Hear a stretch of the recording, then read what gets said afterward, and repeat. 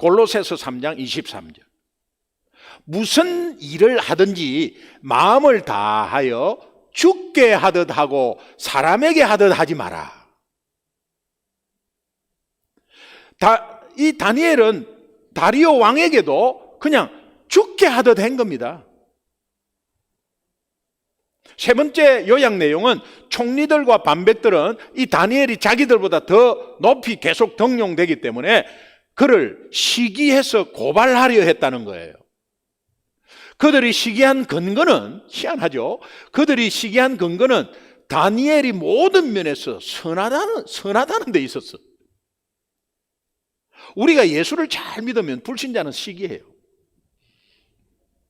우리 모든 이 미국 사회에서 일단 예수 믿고 나는 예수 믿는 사람이다 이러면은 그게 커밍 아웃 하는 거예요. 요새는 아주 시기 질투 엄청납니다. 그들이 시기한 근거는 다니엘이 그냥 잘난 척해서가 아니고 모든 면에서 선했다는 거예요. 이 말은 다니엘의 믿음이 그를 선하게 만들었다 그런 의미고요. 그들은 다니엘을 제거할 구실을 찾는데 혈안이 되어 있었어요. 그러나 다니엘에게서는 그 어떤 잘못도 흠도 찾을 수 없게 되자 그들은 생각을 좀 바꿨습니다. 그 생각이 뭐냐? 하나님의 율법에서 근거를 찾자. 이게 무슨 말이냐면 다니엘을 보니까 하나님 하면 뻑 가거든요. 그러니까 하나님 말씀, 오직 하나님께 영광 돌리는 그 모습, 그것을 건수를 한번 잡아보자. 그걸 한번 이용해보자. 이렇게 된 겁니다. 다니엘의 믿음을 이용하면 그를 제거할 수 있다는 생각을 하게 된 것입니다.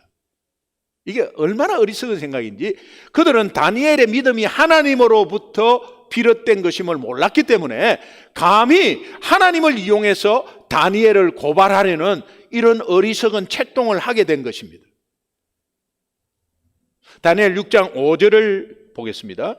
그들이 이르되 이 다니엘은 그 하나님의 율법에서 근거를 찾지 못하면 그를 고발할 수 없으리라 하고, 당시 다니엘은 바사가 섬기는 금 신상 제단까지 왕이 늘 갔습니다. 왕을 동행하는 다니엘은 옆에까지 갔습니다.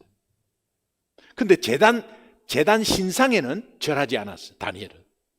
방백들은 다 왕하고 같이 쫙 절합니다. 그런데 그까지는 갔어도 절하지 않았어요. 이때 다니엘의 심정을 제가 알아요. 얼마나 레이저를 쏘겠어요. 제가 골수 불교, 저희 형님, 어머니 다 불교, 제사 1년에 6번 제사 지낼 때 제 아들하고 이렇게 서가지고 같이 있었어요. 아니 뭐 가족 공동체니까 같이 있었어요. 그리고 제사를 지냅니다. 제사 지낼 때 저희 형님의 눈빛이 지금도 선해.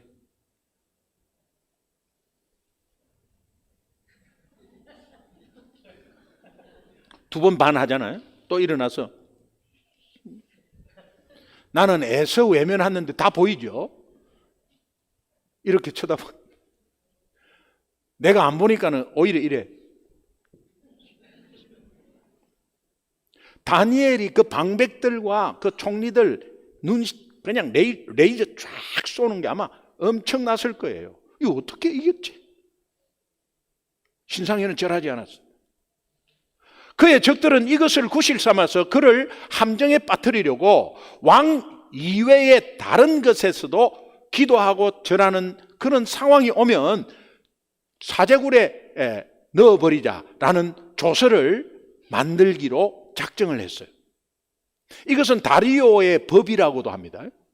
왜냐하면 그가 조서에 도장을 찍었기 때문에 총리들과 방백들이 그 조서를 초안을 짜고 그 다음에 다리오 왕에게 가서 이렇게 말했습니다. 우리 만장일치로 이 조서를 꾸몄습니다. 왕을 높이기 위한 겁니다. 다니엘은 찬성 안 했죠. 만장일치 아니죠. 근데 다니엘을 왕따 시켜버린 거예요. 그리고 거의 120명과 총리 2명, 122명이 그냥 만장일치한 거죠. 그래서 통과되었으면 다리오 왕에게 알리니까 다리오 왕이 그래, 그 조서에 도장을 찍게 되었습니다. 다니엘서 6장 7절, 8절, 9절인데 우리 천천히 한번 함께 읽어보겠습니다. 자, 같이 읽습니다. 시작. 나라의 모든 총리와 지사와 총독과 법관과 관원이 의논하고 왕에게 한 법률을 세우며 한 금령을 정하실 것을 구하나이다. 왕이여, 그것은 곧 이제부터 30일 동안에 누구든지 왕 외의 어떤 신에게나 사람에게 무엇을 구하면 사자굴에 던져 넣기로 한 것이니이다. 그런즉 왕이여, 원하건대 금령을 세우시고 그 조서에 왕의 도장을 찍어 메대와 바사의 고치지 아니하는 규례를 따라 그것을 다시 고치지 못하게 하옵소서 하매, 이에 다리오 왕이 조서에 왕의 도장을 찍어 금령을 내니라. 이렇게 심혈을 기울여서 이제 도장 찍고 공포했는데 얻어진 곳이라고, 그들이 얻은 것은 오히려 하나님에 대한 다니엘의 믿음을 확정하고 드러내는 것에서 결과가 나왔어요.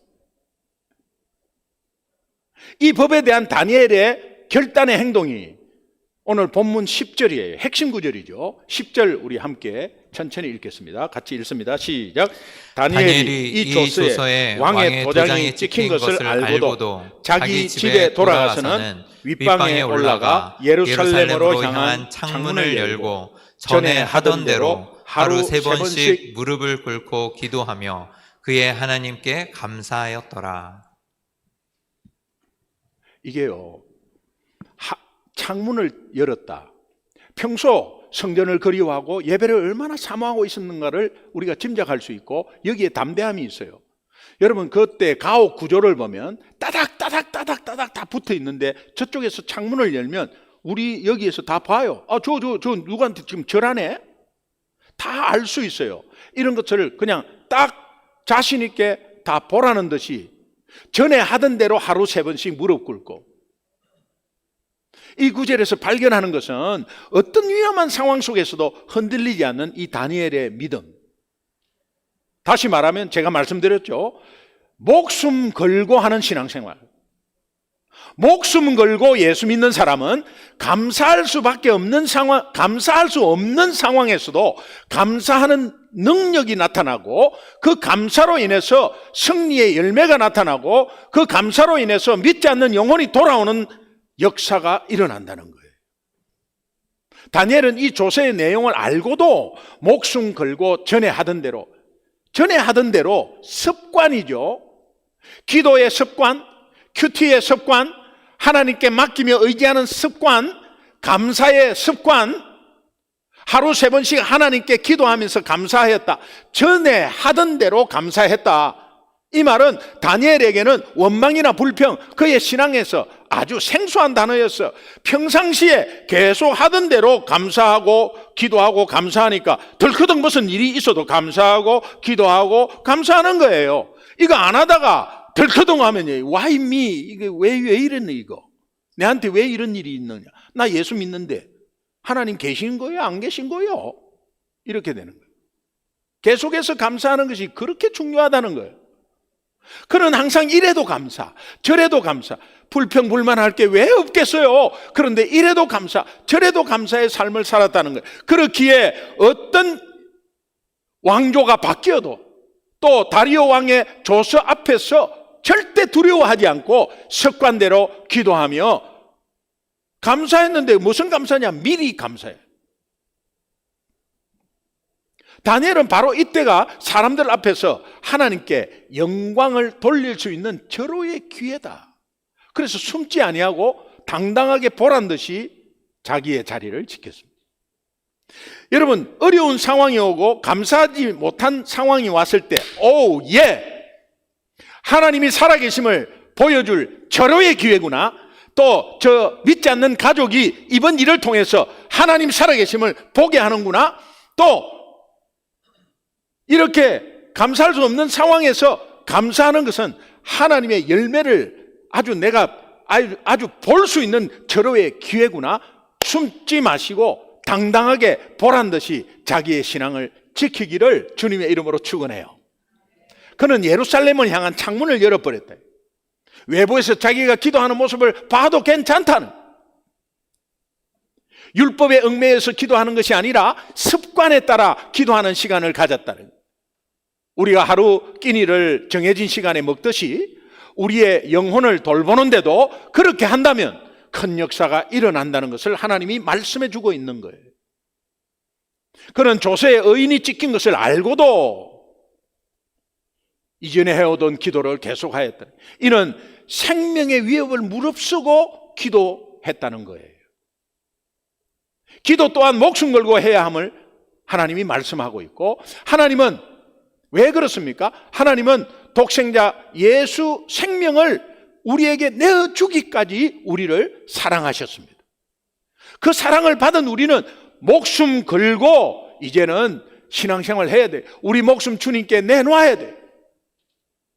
대충 하는 것이 아니라 목숨 걸고 예수 믿는다.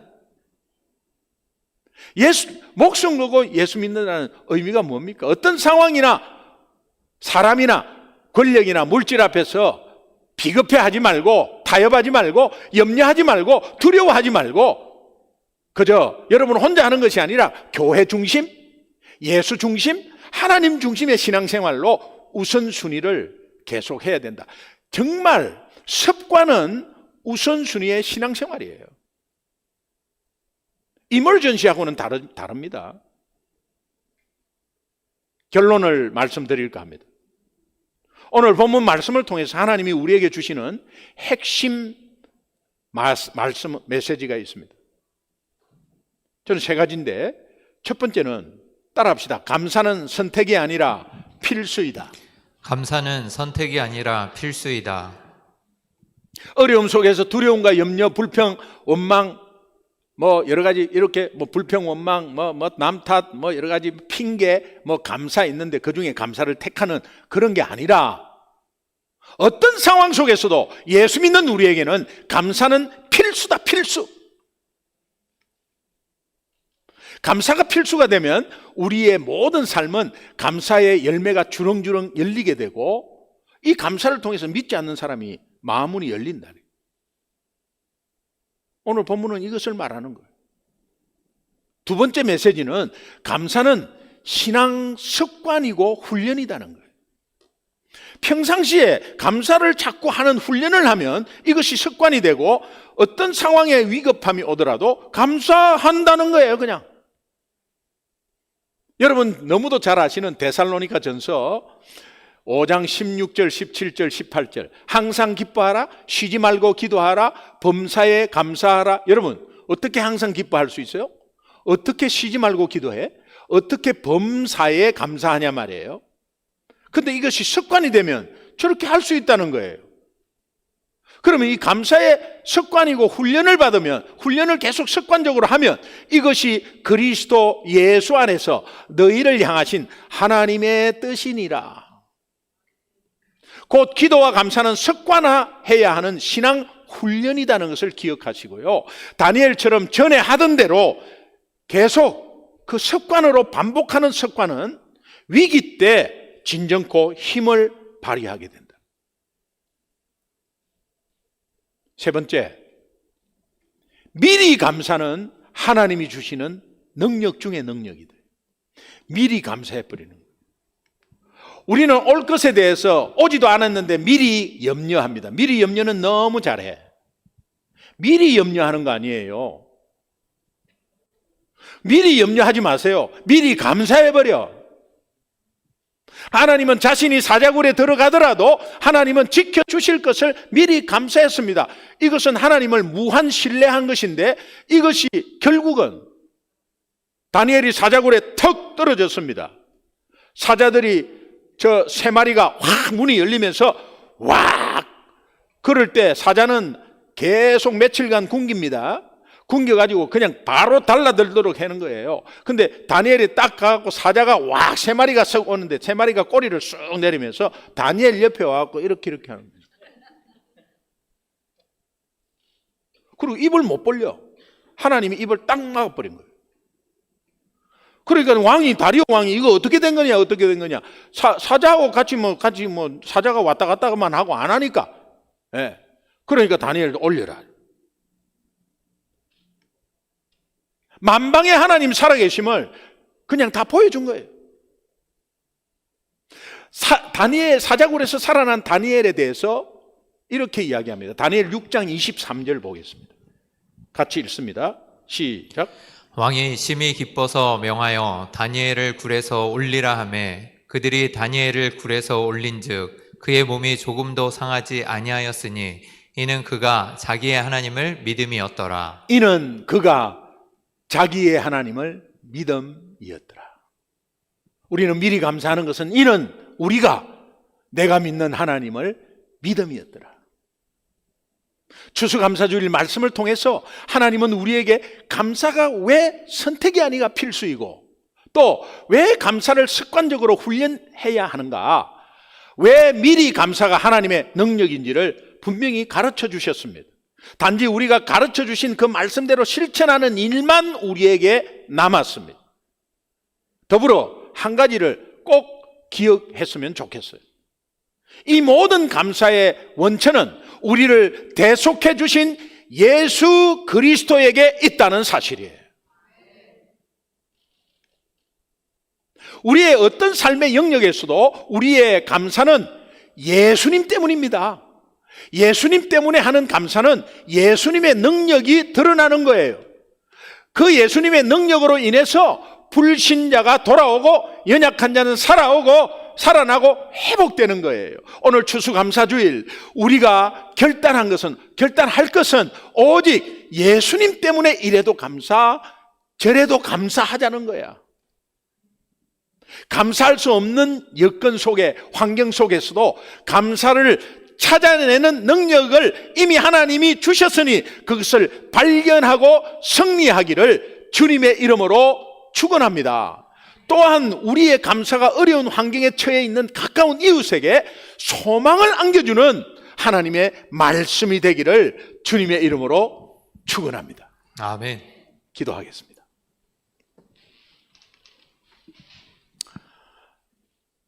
하나님께서 우리에게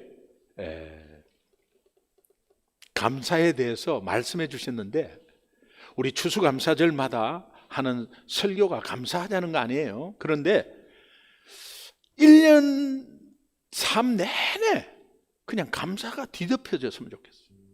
우리 입술로 그냥 불평할 때는 아이고 이게 뭐야, 또 내가 죄 짓는 거지. 내 새끼 마음에 안 들어도 감사하고, 부모님 마음에 좀 안 들어도 감사하고, 직장에서 마음에 안 드는 사람이 있어도 감사하고, 그 사람만 보면 화가 나요. 그런데 그 사람 보면서 그냥 하나님의 주신 은혜로 감사하고, 얼마나 감사할 것이 많은데 그 감사 조건에 의해서 감사하는 거 아니라 하나님이 이렇게 말씀한 것 조금이라도 실천할 수 있는 은혜를 우리에게 허락해 주십시오. 그러면 여러분이 행복이 무엇인지 알 수 있고요, 기독교가 독단이 아닌 것을, 사랑의 종교인 것을 알게 될 거예요. 그 원천은 어디라고 했습니까? 우리를 위해서 목숨까지 내어주신 예수 그리스도에게 있다고. 그것이 우리 공통분모 아니겠어요? 우리가 함께 우리 지체를 바라보면서도 감사하고, 마음에 안 드는 부분이 있어도 감사하고, 같이 그냥 싸잡아서 같이 막 더불어 막 더 보태지 말고 감사. 이 결단이 여러분 삶을 다 덮을 수 있도록 하나님께 우리 결단 기도하겠습니다.